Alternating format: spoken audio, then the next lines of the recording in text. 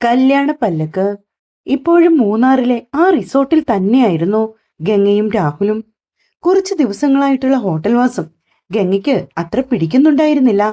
രാവിലെ 10 മണിയായിട്ടും രാഹുൽ എഴുന്നേറ്റിട്ടില്ല. നല്ല ഉറക്കത്തിലാണ്. ഗംഗ പതിവ് കാഴ്ചകളിലേക്ക് കണ്ണുനട്ട് ബാൽക്കണിയിൽ കുറച്ചധിക നേരം ഇരുന്നു. നല്ല തണുപ്പുണ്ട് പുറത്ത്. തൊട്ടു മുൻപിൽ കാണുന്ന തേയിലത്തോട്ടങ്ങൾക്ക് മുകളിലൂടി കോട ചെറിയ പുക പോലെ പറന്നകലുന്നത് അവൾക്ക് കാണാം. കുറച്ച് ദിവസങ്ങളായി അതൊക്കെ സ്ഥിരം കാഴ്ചകളായതുകൊണ്ട് തന്നെ എന്തോ ആ ഭംഗിയേറിയ കാഴ്ചകൾക്കൊന്നും ഗംഗയുടെ മനസ്സിനെ പിടിച്ചുലയ്ക്കാനായില്ല. പെട്ടെന്നാണ് പിന്നിൽ നിന്നും ഒരു കൈച്ചൂട് തന്റെ ദേഹത്തേക്ക് പതിഞ്ഞത്. താനെന്താ ഇവിടെ വന്ന് നിൽക്കുന്നേ? വാ, വന്ന് കിടക്ക്. രാഹുൽ വശ്യതയോടെ ഗംഗയെ മുറിയിലേക്ക് കൂട്ടിക്കൊണ്ടു പോകാൻ തുടങ്ങിയതും ഗംഗ അവനെ തള്ളിമാറ്റി. എത്ര ദിവസമായി രാഹുൽ ഈ റിസോർട്ടിൽ ഇങ്ങനെ? എനിക്ക് മടുത്തു. ഒരു റൂമിനുള്ളിൽ തന്നെ സദാസമയവും. അത്രയും പറഞ്ഞു നിർത്തി അവൾ അർത്ഥം വെച്ചുകൊണ്ട് രാഹുലിനെ നോക്കി. എടോ, ഇതിനൊക്കെ കൂടിയല്ലേ നമ്മൾ വിവാഹം കഴിച്ചത്? എന്തോ രാഹുലിന്റെ ആ സംസാരം ഗംഗയ്ക്ക് തീരെ പിടിച്ചില്ല. രാഹുൽ, നമ്മൾ എപ്പോഴാ രാഹുലിന്റെ വീട്ടിലേക്ക് പോകുന്നത്? അവിടെ എല്ലാരെയും വിളിച്ച് പറഞ്ഞോ നമ്മൾ വരുന്ന കാര്യം? ഗംഗ ചോദിച്ചതും രാഹുൽ പെരുവിരലും ചൂണ്ടുവിരലും ഉപയോഗിച്ച് നെറ്റിയൊന്ന് പോറി വിട്ടു. തൽക്കാലം താൻ റൂമിലേക്ക് വാ, അതിനൊക്കെ ഇനിയും സമയമുണ്ടല്ലോ. രാഹുൽ അനുനയത്തോടെ അവളുടെ ദേഹത്തേക്ക് പിടിക്കാനാഞ്ഞതും ഗംഗ രണ്ടടി പിന്നോട്ട് മാറി. എന്ത് സമയമുണ്ടെന്ന്? ഇപ്പൊ തന്നെ എന്റെ കയ്യിലിരിക്കുന്ന പണമൊക്കെ ഏകദേശം തീരാറായി. നമ്മൾ രാഹുലിന് ബിസിനസ് നടത്താൻ വേണ്ടിയല്ലേ അതൊക്കെ കരുതി വെച്ചത്. അതിങ്ങനെ തീർന്നു പോയാല് ഇനി എന്ത് ചെയ്യും? എടോ, തന്റെ സ്വർണ്ണം ഇരിക്കുമല്ലേ? രാഹുൽ പറഞ്ഞു. അത് കൊള്ളാം. അത് കണ്ടുകൊണ്ട് രാഹുൽ മനക്കോട്ട കെട്ടണ്ട കേട്ടോ. എന്റെ സ്വർണം ഇത് അച്ഛനോട് ഞാൻ വാശി പിടിച്ച് എനിക്ക് വേണ്ടി വാങ്ങിയതാ. അതുകൊണ്ട് ഇത് എപ്പോഴും എന്റെ കയ്യിൽ തന്നെ ഉണ്ടാവും. ഇത് ഞാൻ തരുമെന്നൊന്നും രാഹുൽ ചിന്തിക്കേ വേണ്ട. ഗംഗയുടെ സംസാരം കേട്ടപ്പോൾ രാഹുലിന് നല്ല രീതിയിൽ ദേഷ്യം വന്നെങ്കിലും അവൻ അത് കടിച്ചു പിടിച്ച് അങ്ങനെയേ നിന്നോ. ഓക്കെ, തനിക്കിപ്പോ എന്താ വേണ്ടത്? നമ്മൾ എന്റെ വീട്ടിലേക്ക് പോകണം, അത്രയല്ലേ ഉള്ളൂ. ഞാൻ ഇപ്പൊ തന്നെ അമ്മയോട് വിളിച്ചു. നമ്മൾ ഇന്ന് വീട്ടിലേക്ക് വരുന്ന കാര്യം പറയാം, പോരെ? തൽക്കാലം താനൊന്ന് അകത്തേക്ക് വാ. അതും പറഞ്ഞുകൊണ്ട് നിർബന്ധപൂർവം രാഹുൽ ഗംഗയെ കൈകളെ കോരിയെടുത്തുകൊണ്ട് റൂമിലേക്ക് നടന്നു. നിമി നേരത്തിനുള്ളിൽ തന്നെ ആ റൂമിൽ ഗംഗയുടെയും രാഹുലിന്റെയും ചിരിയും കളയും കുറുകലും നിശ്വാസങ്ങളും ഉയർന്നു കേട്ടു. ഗംഗ അത്രയും നിർബന്ധം പിടിച്ചെങ്കിലും അന്നൊരു ദിവസം കൂടി അവിടെ തങ്ങിയിട്ട് പോകാമെന്ന് രാഹുൽ ആവുന്നത്ര അവളോട് പറഞ്ഞു. ഇന്ന് എന്തു വന്നാലും രാഹുലിന്റെ വീട്ടിലേക്ക് പോയേ പറ്റൂ എന്ന നിർബന്ധത്തിൽ ഒറ്റ കാലിൽ തന്നെ നിന്നു ഗംഗ. ഒടുക്ക നിവൃത്തിയില്ലാതെ രാഹുലിനും ഗംഗയ്ക്ക് വഴങ്ങേണ്ടി വന്നു. അവന്റെ ബൈക്കിലാണ് അവരിരുവരും രാഹുലിന്റെ വീട്ടിലേക്ക് പുറപ്പെട്ടത്. മൂന്നാറിൽ നിന്ന് ഏകദേശം നല്ല ദൂരം ഉണ്ടായിരുന്നു രാഹുലിന്റെ വീട്ടിലേക്ക്. അതുകൊണ്ട് തന്നെ പോകും വഴി ആഹാരമൊക്കെ കഴിച്ച് ഒരു വീടിന്റെ മുമ്പിൽ രാഹുൽ വണ്ടി നിർത്തിയതും ഗംഗ ഇറങ്ങാതെ തന്നെ വണ്ടിയിലിരുന്നു. താൻ ഇറങ്ങുന്നില്ലേ?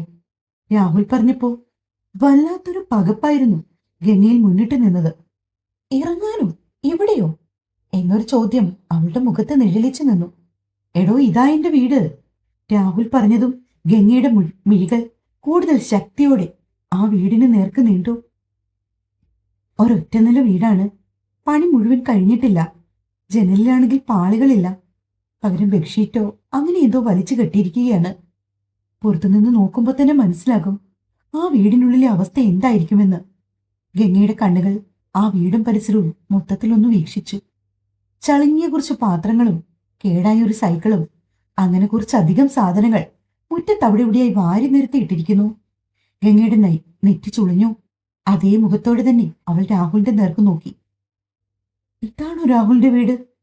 അപ്പോ ഇൻസ്റ്റാ റീൽസിലൊക്കെ വീഡിയോ ചെയ്യുമ്പോഴുള്ള ആ വലിയ വീട്? ഗംഗ വിശ്വാസം വരാത്തതുപോലെ രാഹുലിനെ നോക്കി ചോദിച്ചു. ഏടോ, അതൊക്കെ നമ്മള് ഓരോ ഷൂട്ടിങ്ങിനൊക്കെ പോകുമ്പോ എവിടെയെങ്കിലുമൊക്കെ കാണുന്ന വീടുകളില്ലേ?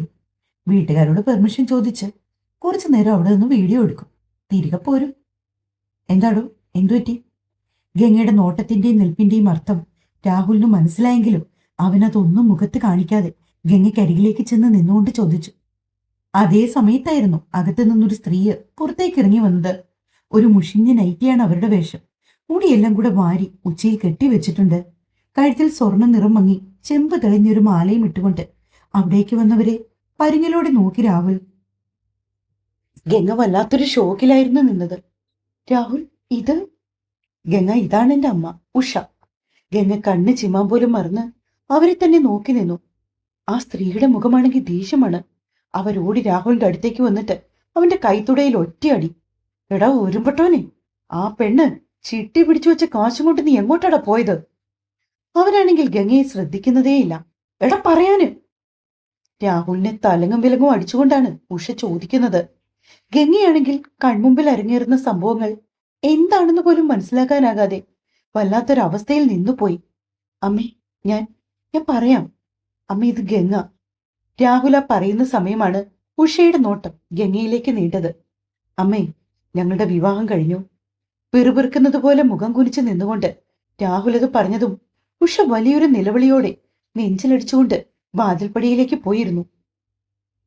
എടാ എറണം കെട്ടവനെ, നീ എന്താടാ പറഞ്ഞത്? വിവാഹം കഴിഞ്ഞെന്നോ? എടാ, കെട്ടിക്കാൻ പ്രായമായ ഒരു പെങ്ങളെ നിനക്കില്ലടാ. അതുപോലും മറന്നിട്ടാണോടാ നീ ഇങ്ങനൊക്കെ ചെയ്തത്? എന്റെ ദൈവമേ, ഞാൻ ഇനി മറ്റുള്ളവരുടെ മുഖത്തെങ്ങനെ നോക്കും? എടി പെങ്കൊച്ചെ, നീ ഏതാ? കണ്ടിട്ട് നീ ഏതോ വലിയ വീട്ടിലേതാണെന്ന് തോന്നല്ലോ. ദേ, ഇവന്റെ കൂടെ കൂടി ജീവിതം ഇല്ലാതാക്കാതെ മര്യാദയ്ക്ക് നിന്റെ വീട്ടിലേക്ക് തിരിച്ചു പോകാൻ നോക്ക്. ഉഷ ഗംഗയെ നോക്കി പുലമ്പി. ഞങ്ങളുടെ വിവാഹം കഴിഞ്ഞിട്ട് ഒരാഴ്ചയായി. ഞങ്ങൾ ഈ ഒരാഴ്ചയും മൂന്നാറിലായിരുന്നു.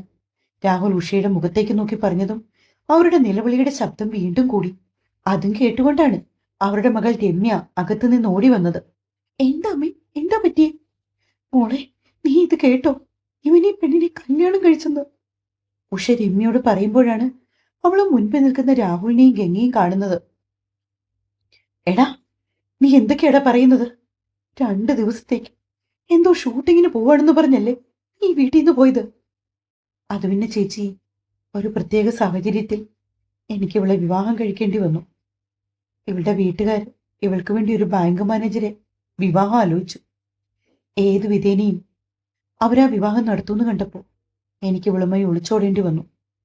രാഹുലിന്റെ വാക്ക് കേട്ട് മൂക്കത്ത് വിരൽ വെച്ച് നിന്നുപോയി രമ്യ. എന്റെ കൊച്ചേ, നീ ഇവനെക്കുറിച്ച് എന്തറിഞ്ഞിട്ടാ ഇവന്റെ കൂടി ഇറങ്ങി പുറപ്പെട്ടത്? ഇത്രയും നല്ലൊരു ബന്ധമൊക്കെ വേണ്ടെന്ന് വെച്ചിട്ടാണോ ഈ വേലയും കൂലി ഇല്ലാത്തവന്റെ കൂടെ നീ ഇറങ്ങി വന്നത്? എത്ര വേണ്ടെന്ന് വെച്ചിട്ടും രമ്യക്കതൊക്കെ ചോദിക്കാതിരിക്കാനായില്ല. ഗംഗ അപ്പോഴേക്കും തന്നെ വല്ലാത്തൊരവസ്ഥയിൽ എത്തിച്ചേർന്നിരുന്നു. അവന്റെ വീട്ടുകാർക്ക് പോലും അവനെക്കുറിച്ച് യാതൊരു മതിപ്പുമില്ല. അവൾ അവജ്ഞയോടെ രാഹുലിനെ നോക്കി. ചേച്ചി, ഞാൻ ഗംഗ എന്തോ പറയാൻ തുടങ്ങിയതും രമ്യ കൈയുയർത്തി അവളെ തടഞ്ഞു. നോക്ക്, നിനക്ക് നല്ലൊരു ജീവിതം വേണമെങ്കിൽ മര്യാദയ്ക്ക് നിന്റെ വീട്ടുകാർ വിവാഹം ആലോചിച്ചുറപ്പിച്ച ആ പയ്യനെ കണ്ട് കരഞ്ഞ് കാല് പിടിച്ചാണെങ്കിലും കാര്യം പറഞ്ഞ് തിരികെ പോകാൻ നോക്ക്. അല്ലാതെ.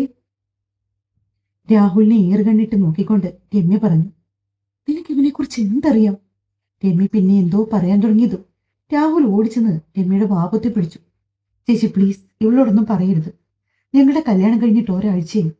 ഞങ്ങൾ ഇത്രയും ദിവസം മൂന്നാറിലായിരുന്നു, അവിടെ ഒരു റിസോർട്ടില്. രാഹുൽ രമ്യയുടെ കാതിൽ മുരണ്ടു. അതുകൊണ്ട് ഇനി ചേച്ചി എന്തു പറഞ്ഞിട്ടും കാര്യമില്ല എന്നൊരർത്ഥമാണ് അവന്റെ സംസാരത്തിൽ മുഴച്ചു നിന്നത്. അത്രയും. പിന്നീട് ഒന്നും പറയാനില്ലാത്തതുപോലെ രമ്യ നിലവിളിച്ച് കരയുന്ന ഉഷയെയും ചേർത്ത് പിടിച്ചുകൊണ്ട് അകത്തേക്ക് കയറിയിരുന്നു.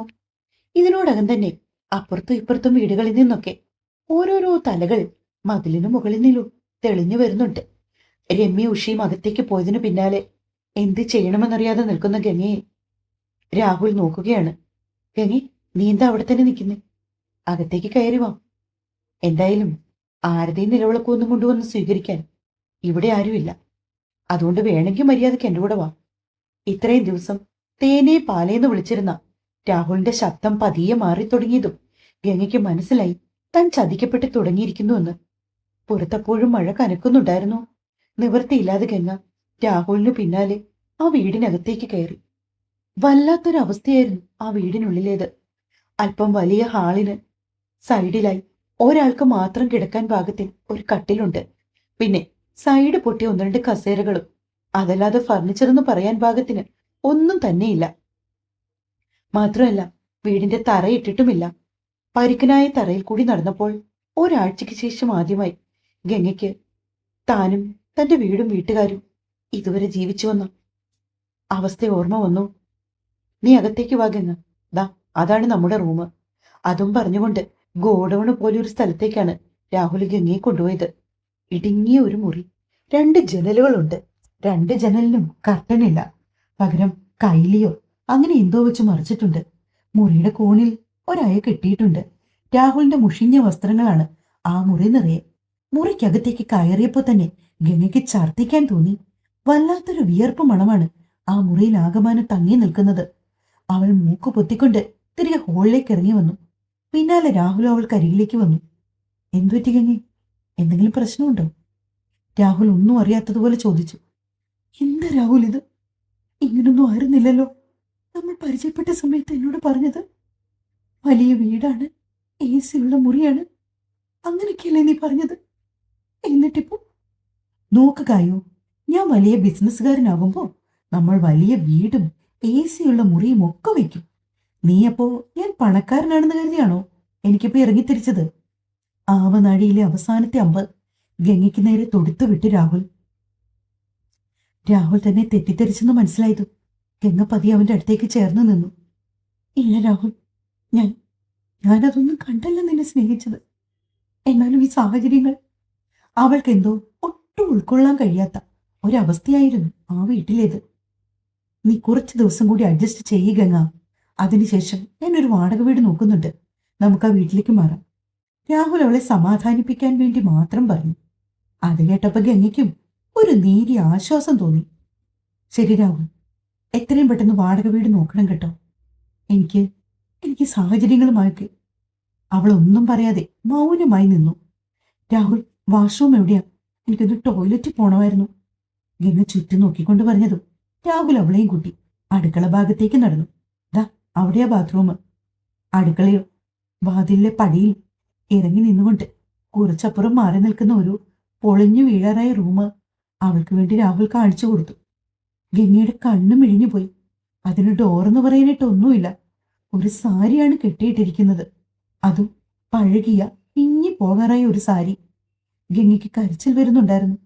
എത്ര നല്ലൊരു ജീവിതം തട്ടിത്തെറിപ്പിച്ചിട്ടാണ് താനിതൊക്കെ തിരഞ്ഞെടുത്തത്. അത് ചിന്തിക്കേ കുറ്റബോധം കൊണ്ട് അവളുടെ കണ്ണുകൾ നിറഞ്ഞൊഴുകി. അത് കണ്ടെങ്കിലും രാഹുല് അത് കാണാത്തതുപോലെ തന്നെ നിന്നു. അവിടുത്തെ സാഹചര്യവും ചുറ്റുപാടും ഒക്കെ കാണുകെ ഗംഗയ്ക്ക് വല്ലാത്ത അറപ്പ് തോന്നി. അവൾ ബാത്റൂമിലേക്ക് പോകാതെ തിരികെ അകത്തേക്ക് തന്നെ കയറി. നീ ബാത്റൂമിൽ പോകുന്നില്ലേ? രാഹുൽ ചോദിച്ചപ്പോ കത്തുന്ന ഒരു നോട്ടമായിരുന്നു ഗംഗയുടെ ഭാഗത്തു നിന്നുള്ള മറുപടി. എന്ത് ചെയ്യണമെന്നറിയാതെ ആ ഹോളിൽ നിന്നുപോയി ഗംഗ. തനിക്ക് ചുറ്റുമുള്ള ലോകം തന്നെ തരിശായി മാറ്റിയതുപോലെ ഒരു തോന്നലായിരുന്നു അവൾക്ക് ആ നിമിഷം. ഒന്നിരിക്കാൻ പോലും ഒരു നല്ല കസേരയില്ലാതെ, ഒന്ന് പൊട്ടിക്കരയാൻ പോലും ആകാതെ വല്ലാത്തൊരവസ്ഥയില് നിശ്ചലയായി നിൽക്കാൻ മാത്രമേ അവൾക്ക് കഴിഞ്ഞുള്ളൂ. അതേസമയം തന്നെ രാഹുൽ വന്നു എന്നറിഞ്ഞ് അവന്റെ 2-3 ഫ്രണ്ട്സ് ബൈക്കുമായി വീടിന് പുറത്തേക്ക് വന്നു. അവരെ കണ്ടതും ഗംഗയൊന്ന് നോക്കുക പോലും ചെയ്യാതെ രാഹുൽ അവർക്കടുത്തേക്ക് അങ്ങ് ചെന്നു. ഒരുവൻ ബൈക്കിലിരുന്നുകൊണ്ട് തന്നെ തലയെത്തിച്ച് അകത്തേക്ക് നോക്കുന്നുണ്ടായിരുന്നു. അവൻ നോക്കുമ്പോൾ കണ്ടത് ചുവരിൽ ചാരി നിൽക്കുന്ന ഗംഗയാണ്. നല്ല വെളുത്തു തുടുത്ത് കൊത്തിവെച്ച ശില്പം പോലെ ഐശ്വര്യമുള്ള ഒരു പെണ്ണ്. അളിയ, കല്യാണമൊക്കെ കഴിഞ്ഞല്ലേ? ചിലവൊക്കെ വേണം കേട്ടോ, ഒരുവൻ പറഞ്ഞു. എന്നാലും എന്റെ രാഹുലെ, നീ എങ്ങനെ ഇവിടെ ഒപ്പിച്ചെടുത്തു? മറ്റൊരുവൻ ചുണ്ടു നനച്ച് നാവ് കൊണ്ട് വഷളതയോടെ ഗംഗയെ നോക്കി. അത് ചോദിച്ചതും രാഹുലിന്റെ മുഖത്തൊരു ചിരി വിരിഞ്ഞു. ഗംഗയാണെങ്കിൽ അത്ര വ്യക്തമായിട്ടില്ലെങ്കിൽ പോലും അവരുടെ സംസാരം കേട്ടിരുന്നു. തൊലി ഉരിഞ്ഞു പോകും പോലെ തോന്നി അവൾക്ക്. നീ വന്നേ, വിശേഷങ്ങളൊക്കെ ചോദിക്കട്ടെ. കൂട്ടുകാർ പറഞ്ഞതും മറ്റൊന്നും ചിന്തിക്കാതെ ഗംഗയോടൊരു വാക്കുപോലും പറയാതെ രാഹുൽ അവരുടെ ബൈക്കിന് പിന്നിൽ കയറിയിരുന്നു പോയി. ഗംഗ ഓടി വാതിൽക്കൽ എത്തിയപ്പോഴേക്കും ആ ബൈക്ക് അവളുടെ കണ്ണിൽ നിന്നും അകന്നിരുന്നു. അവളുടെ കണ്ണുകൾ നിറഞ്ഞു കലങ്ങി. അതൊന്ന് തുടച്ചു മാറ്റാൻ പോലും കഴിയാതെ തകർന്നു പോയതുപോലെ അവൾ ആ വാതിൽപ്പടിയിൽ തന്നെ നിന്നു. തുടരും. കഥ ഇഷ്ടമാവുന്നുണ്ടോ? ഇഷ്ടമാണെങ്കിൽ ദയവ് ചെയ്ത് സപ്പോർട്ട് തരണേ. സ്നേഹത്തോടെ നിങ്ങളുടെ സ്വന്തം മിത്രവിന്ദ. Thank you.